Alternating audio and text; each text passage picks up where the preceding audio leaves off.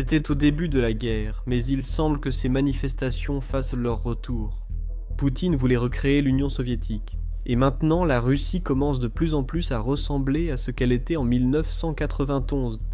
La jeunesse russe est dans la rue, scandant des slogans anti-guerre et réclamant un changement de régime. Les magasins à travers le pays sont en rupture de produits alimentaires, rappelant les pénuries de l'époque soviétique. Même les partisans les plus fervents de cette guerre protestent contre la décision de Poutine. Cet effondrement économique est la seule menace que Poutine ne peut ni bombarder, ni interdire, ni fuir. Poutine est à court de temps, et il est sur le point de découvrir que son plus grand ennemi n'est pas l'OTAN, mais la gravité. Vous voyez. Le plus grand défi au pouvoir de Poutine a commencé hier, lorsque la jeunesse russe a commencé à se rassembler à Saint-Pétersbourg pour chanter une chanson anti-guerre, une chanson que Poutine lui-même a interdite en Russie. Écoutez cela vous-même, puis nous parlerons de pourquoi Poutine a si peur.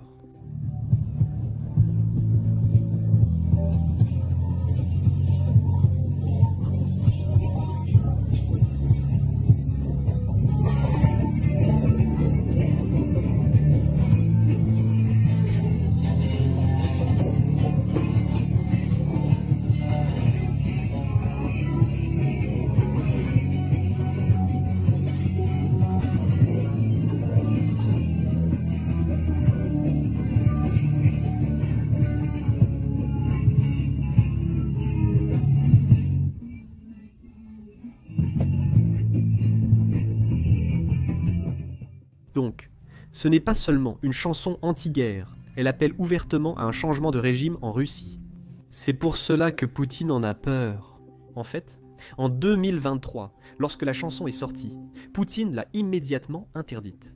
Le rappeur, qui l'a en fait écrite, a dû quitter le pays parce que Poutine le poursuivait. Alors, analysons un peu les paroles, parce que si vous aimez l'histoire, c'est une véritable mine d'or. La chanson s'appelle L'acte des signes coopératifs, et le refrain que nous venons d'entendre dans l'extrait se traduit en gros par « Je veux regarder le ballet, laisser les signes danser ». Maintenant, les références aux signes font en réalité allusion à la célèbre chanson classique russe intitulée « Le lac des signes » de Tchaïkovski. Mais pour beaucoup de Russes, surtout ceux qui ont vécu sous l'Union soviétique, cette chanson a une signification différente. Vous voyez, sous l'Union des républiques socialistes soviétiques, chaque fois que le gouvernement avait une mauvaise nouvelle, cette chanson passait en boucle sur toutes les télévisions de l'Union soviétique.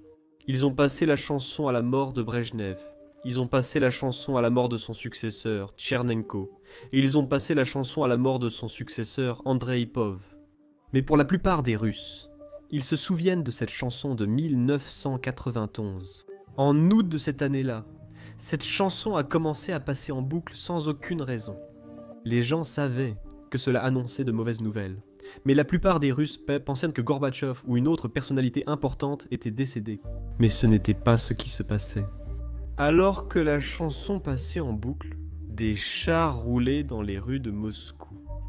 Un coup d'État était en cours.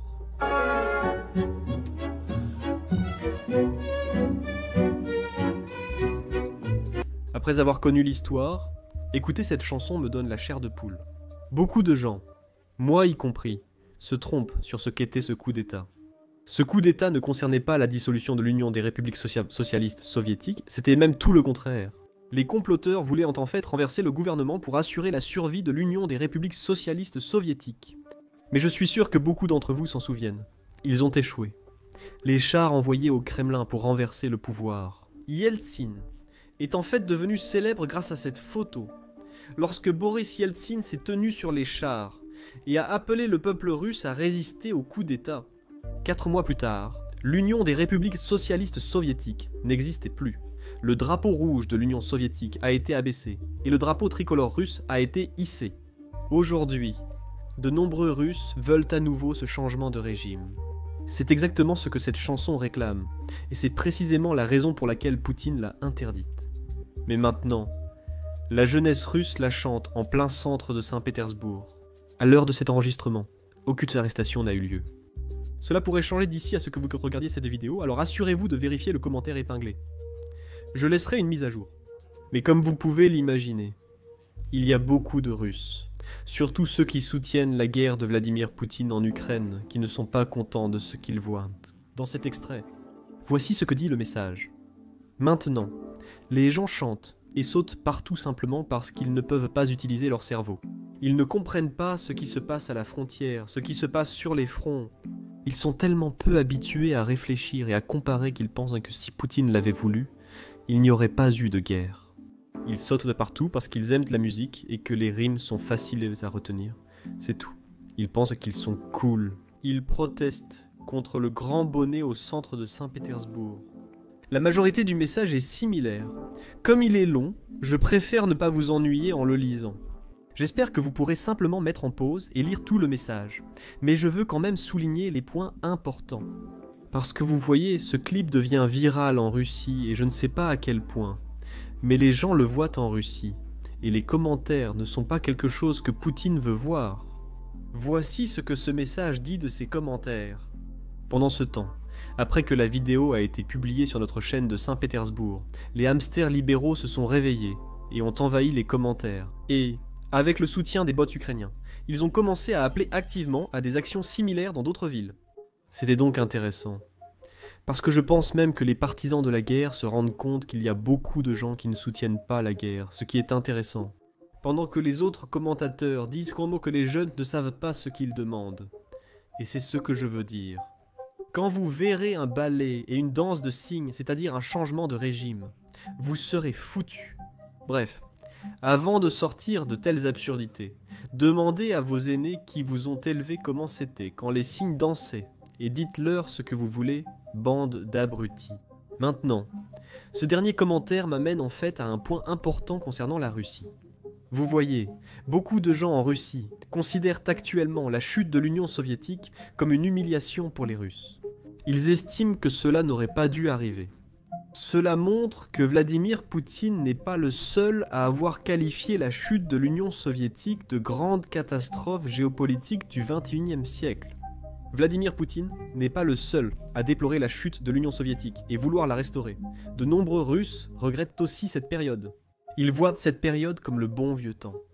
Et c'est parce que, vous voyez, la démocratie n'est jamais vraiment arrivée en Russie, même après l'union des républiques socialistes soviétiques. Lorsque Poutine est arrivé au pouvoir, il a changé tout le système pour s'octroyer une autorité totale. Et ensuite, il a essentiellement lavé le cerveau de la population pour leur faire croire que l'Union soviétique représentait en fait le bon vieux temps. Beaucoup de Russes pensent que la Russie était la plus grande puissance de l'Union soviétique et ils veulent revenir à cette époque. Ce qui confirme en quelque sorte le célèbre dicton sur la Russie qui dit qu'en Russie, l'avenir est certain, c'est le passé qui ne cesse de changer. Parce que les Russes, qui vivent actuellement en Russie, ne connaissent pas les rayons vides, ne connaissent pas la famine, la faim, les goulags, ni l'attente de 10 ans juste pour obtenir une simple voiture. Ils ne connaissent rien des aspects négatifs de l'Union soviétique, et ils pensent que l'Union soviétique est tombée parce que Gorbatchev était un dirigeant faible. Ils n'ont jamais vraiment appris les problèmes structurels de l'Union soviétique et d'une économie contrôlée par l'État. C'est pour cela qu'ils veulent la reconstruire. Mais vous voyez, Poutine est un étudiant de l'histoire. Et même si sa vision de l'histoire est quelque peu déformée, il sait que l'Union soviétique s'est effondrée à cause de problèmes économiques, et il sait que la Russie suit le même chemin. Vous voyez, cette manifestation était un événement important, bien sûr, mais des manifestations ont lieu en Russie depuis environ un mois. La précédente manifestation, il y a 3 jours, était encore en cours. Les gens étaient en colère contre Poutine à cause de la hausse des impôts. Les gens n'aimaient pas que les impôts augmentent, alors que leur salaire diminue, et que l'inflation augmente. Donc, les prix de la nourriture et des produits de première nécessité augmentent. Regardez ceci. Dis-nous, opinion sur la taxe de recyclage. Je pense qu'elle sera bien trop élevée. Si elle est approuvée, ce sera une somme insupportable pour les gens. Et globalement, l'extrême-orient russe se retrouvera sans travail et sans ressources financières. En gros, avec rien du tout. Je veux dire, les gens ne pourront tout simplement plus changer de voiture du tout. Absolument. Surtout pour des voitures électriques ou hybrides. Par exemple, j'ai une voiture électrique. La nouvelle taxe de recyclage sera d'environ 1 530 000 roubles, mais ma voiture électrique coûte 120 000 roubles. La taxe de recyclage coûte presque autant que la voiture, voire plus. Voilà mon avis. Je suis venu ici principalement pour soutenir les gens et m'exprimer.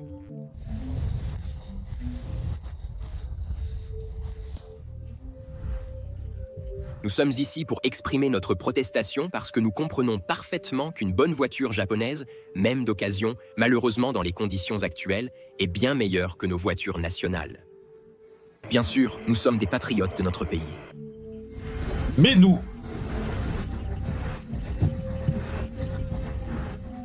Nous voulons que notre constructeur automobile soit aussi qualitatif que ces voitures étrangères. Ce qui m'agace le plus, c'est que le gouvernement nous prend pour des idiots, pense qu'on ne comprend rien et qu'on acceptera tout, même si ça ne nous plaît pas.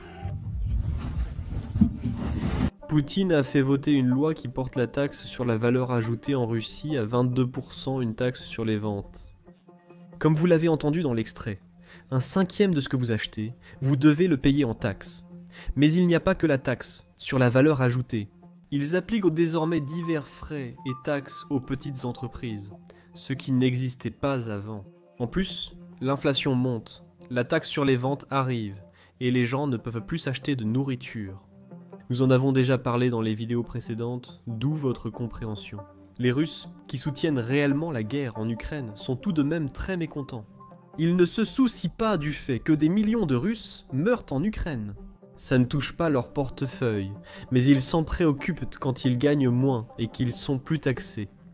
Et Poutine sait que ce genre de choses pourrait devenir une menace plus grande que les pertes en Ukraine. Et c'est exactement pour cette raison qu'il a utilisé le prétexte des drones ukrainiens pour couper Internet. Mais certaines personnes n'étaient pas contentes non plus, car elles voyaient bien que cela n'avait rien à voir avec les drones ukrainiens. Poutine n'a pas besoin d'interdire Telegram ou WhatsApp pour stopper les drones ukrainiens. Il faisait ça parce qu'il ne voulait pas que les gens utilisent tendance des applications où ils ne pouvaient pas voir de quoi ils parlaient. C'est pourquoi il obligeait les Russes à abandonner Telegram, WhatsApp et à utiliser l'application du Kremlin. Ça s'appelle Max. Je ne sais pas si c'est un jeu de mots, mais ça signifie surtout prison maximale ou équivalent. Il veut que tout le monde l'adopte car c'est fabriqué en Russie, et donc sûr pour les Russes. Mais beaucoup de Russes se rendent compte que ce n'est pas vraiment vrai, et ils ne veulent pas que WhatsApp disparaisse. Donc, nous avons des manifestations en Russie, où les gens demandent qu'une entreprise américaine ne soit pas interdite en Russie. Seul Poutine peut le permettre. Regardez vous-même. Rendez-nous la connexion. Rendez-nous la connexion. Les tensions sociales, exprimées par le blocage des appels téléphoniques, poussent les gens à descendre dans la rue. Personne n'accepte qu'on lui interdise de voir ou d'entendre ses proches. En tant qu'organisation politique, nous ne pouvions l'ignorer.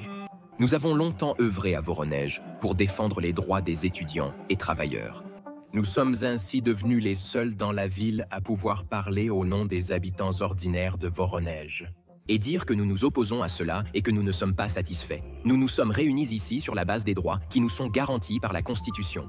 Nous nous opposons à cette politique, à cette initiative des autorités, car elle viole directement nos droits constitutionnels, le droit à la liberté d'information et de communication. Nous, en tant que communistes, nous opposons aux restrictions de la liberté. C'est tout pour aujourd'hui. Si ces mises à jour vous plaisent, pensez à aimer et à vous abonner ci-dessous. Nous essayons d'atteindre 2 millions d'abonnés avant la fin de l'année, donc votre abonnement nous aide vraiment. Merci beaucoup.